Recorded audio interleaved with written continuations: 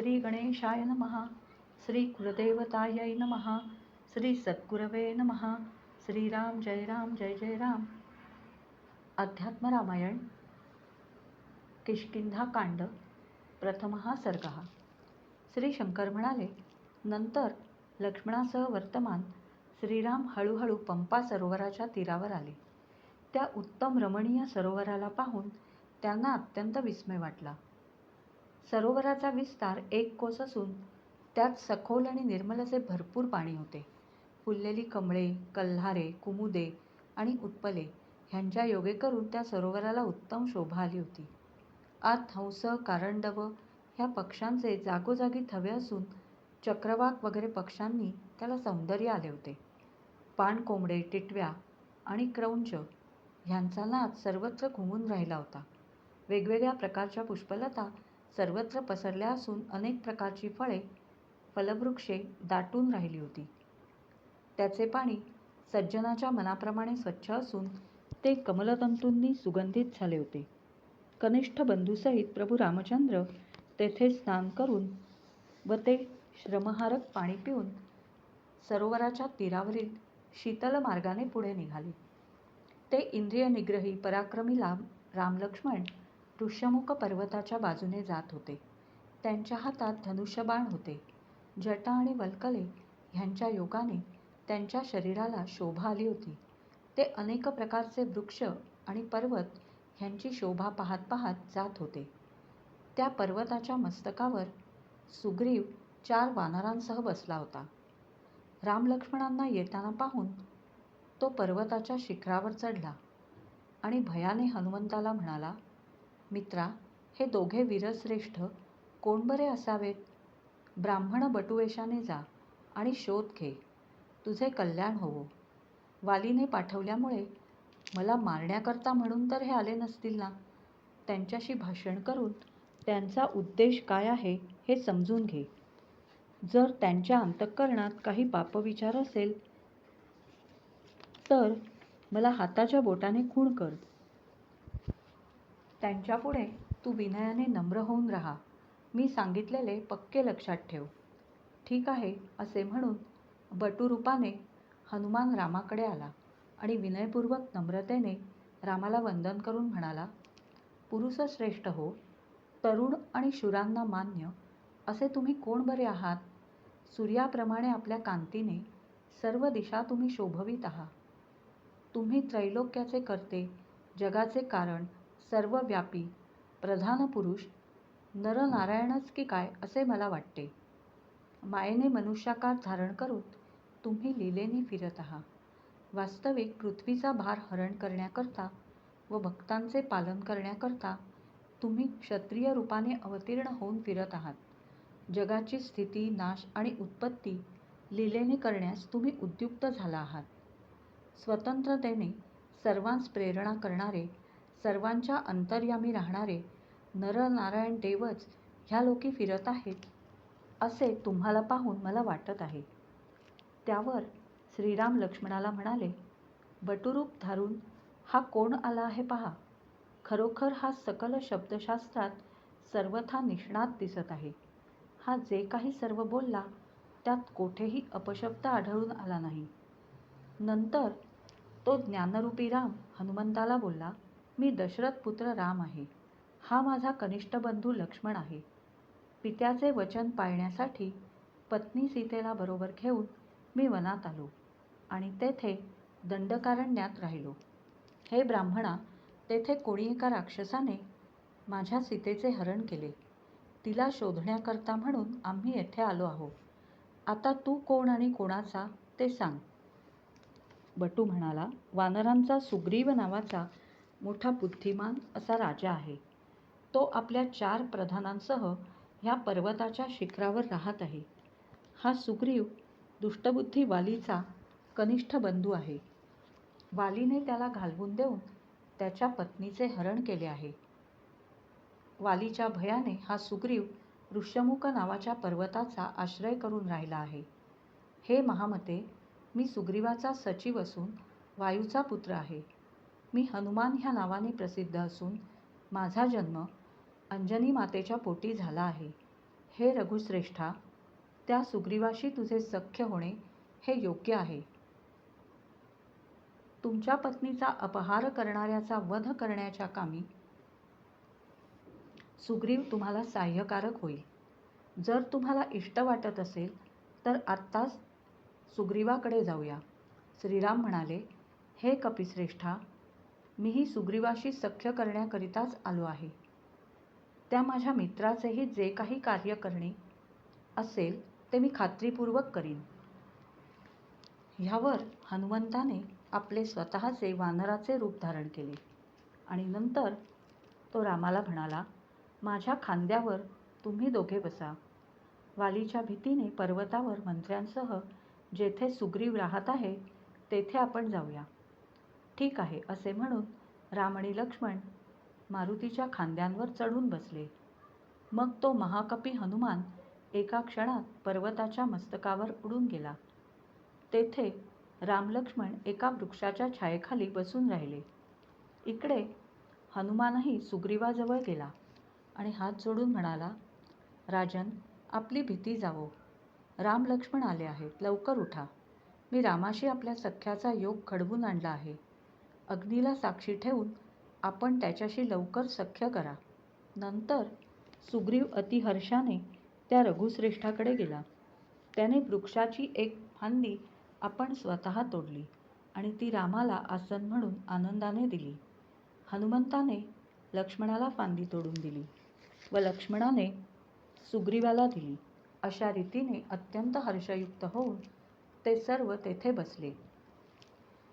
त्यावर लक्ष्मणाने रामाचा प्रथमपासूनचा सर्व वृत्तांत, वनवासगमन, सीताहरण वगैरे सुग्रीवाला सांगितला.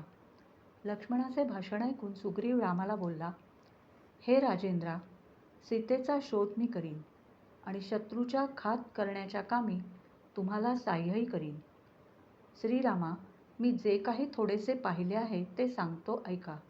एकदा माझ्या मंत्र्यांसह वर्तमान मी पर्वताच्या शिखरावर बसलो होतो. तेव्हा आकाशांतून कोणीतरी राक्षस एका उत्तम स्त्रीचे हरण करीत आहे असे आम्हाला आढळून आले. ती स्त्री रामा रामा असा आक्रोश करीत होती.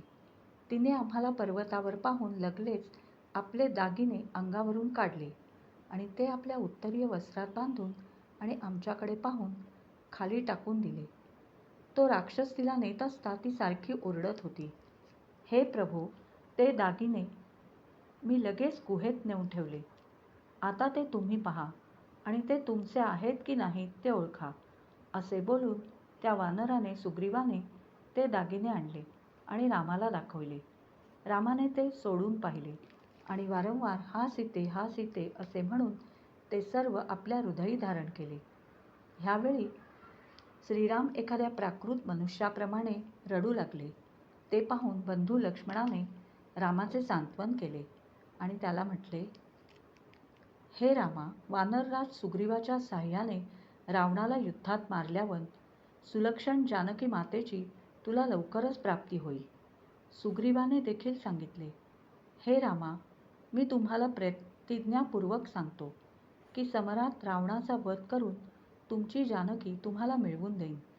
नंतर हनुमंताने त्या दोघांच्या जवळच अग्नी प्रज्वलित केला. मग त्या अग्नीच्या साक्षीने त्या दोघा रामसुग्रीवांनी बाहू पसरून निष्कपटपणाने परस्परांना मित्रत्वसूचक आलिंगन दिले. नंतर सुग्रीव रामाच्या जवळ बसला.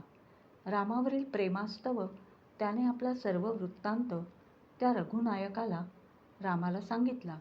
सुग्रीव म्हणाला, मित्रा, वालीने पूर्वी जे काही केले तो माझा वृत्तांत ऐक. मयासुराचा मायावी नावाचा मुलगा होता. तो अत्यंत उन्मत्त होता.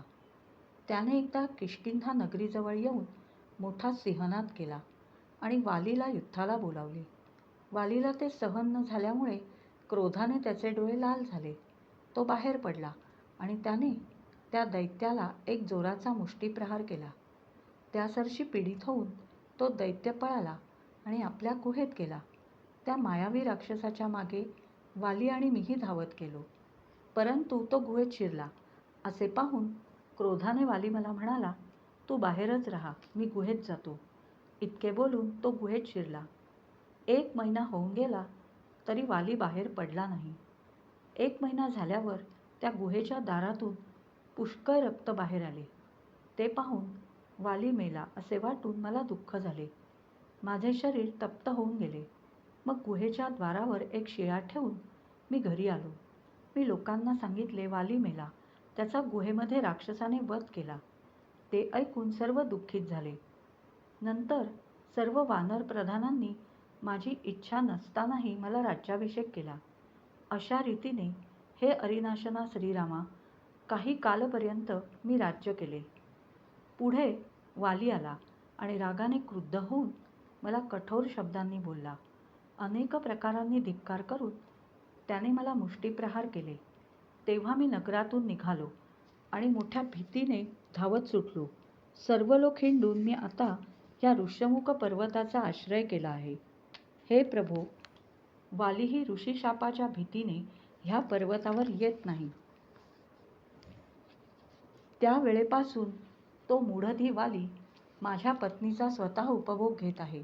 माझ्या स्त्रीचे हरण करून त्याने माझा आधारही नाहीसा केला आहे. ह्यामुळे दुःखाने मी संतप्त झालो आहे. असा मी येथे राहत आहे. आज तुझ्या चरणांचा स्पर्श होऊन मी सुखी झालो आहे. तो कमलनयन राम आपल्या मित्राच्या सुग्रीवाच्या दुःखाने संतप्त झाला.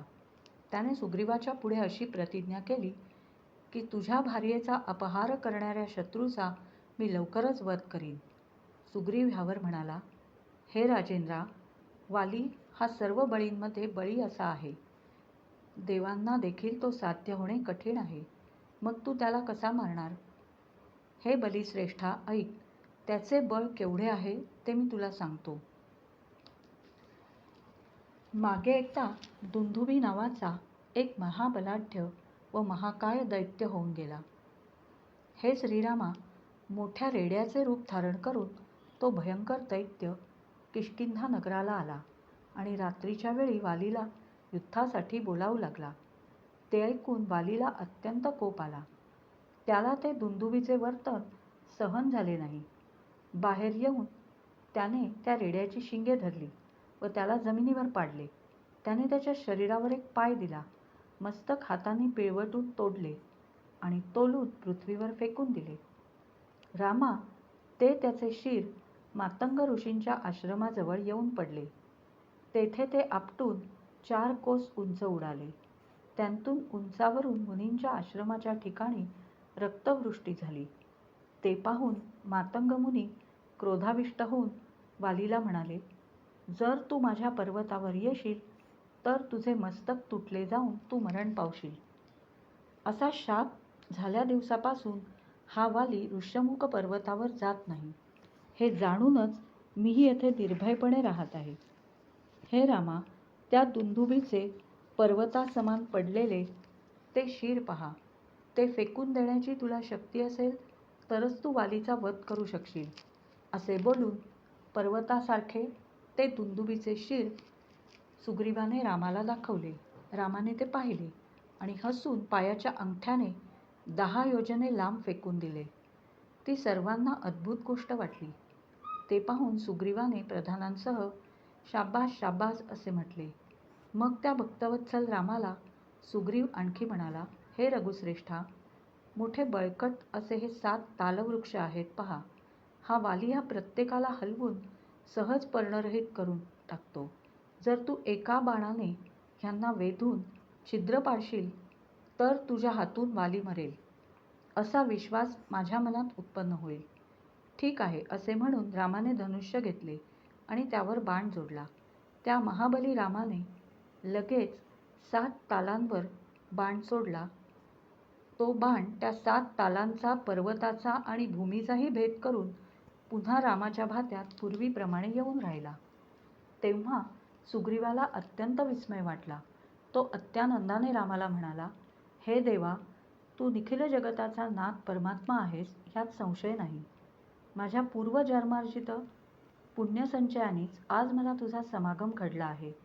संसाराची निवृत्ती करण्याकरता महात्मे तुझ्या भजनी लागतात.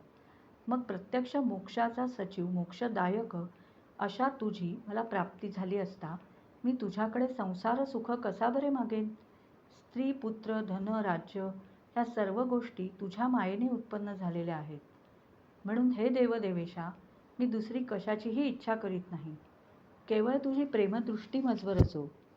मृत्तिकेसाठी खणीत असता द्रव्याचा ठेवा सापडावा, त्याचप्रमाणे हे सज्जन पालका, माझ्या भाग्योदयाने आनंदमूर्ती अशा तुझी प्राप्ती मला झाली आहे. अनादि अविद्येपासून उत्पन्न झालेले आमचे भवबंधन आज तुटून गेले आहे. हे प्रभो, यज्ञ, दान, तपश्चर्या, इष्टापूर्तादी कृत्यांनीही ही संस्कृती जीर्ण न होता उलट वाढतच असते. तुझ्या चरणदर्शनानेच तत्काल ती नाश पावते, यात संशय नाही. ज्याचे चित्त तुझ्या ठाई अर्धाक्षण का होईना पण स्थिर राहते, त्याचे सर्व अनर्थांचे मूळ असे अज्ञान तत्क्षणी नाहीसे होते. म्हणून हे श्रीरामा, माझे मन सर्वदा तुझ्या ठाई जडून राहो, दुसऱ्या कोठेही नको. राम राम असा मधुर जप ज्याची वाणी क्षणभर तरी करते, तो ब्रह्महत्या करणारा अगर मद्यप्राशन करणारा असा असला तरी सर्व पातकांपासून मुक्त होतो.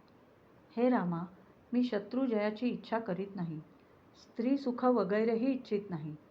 संसार बंधनातून मुक्त करणारी तुझी भक्ती नित्य घडावी एवढीच मी इच्छा करीत आहे. हा संसार तुझ्या मायेने उत्पन्न झाला आहे आणि हे रघुत्तमा, मी तरी तुझाच अंश आहे.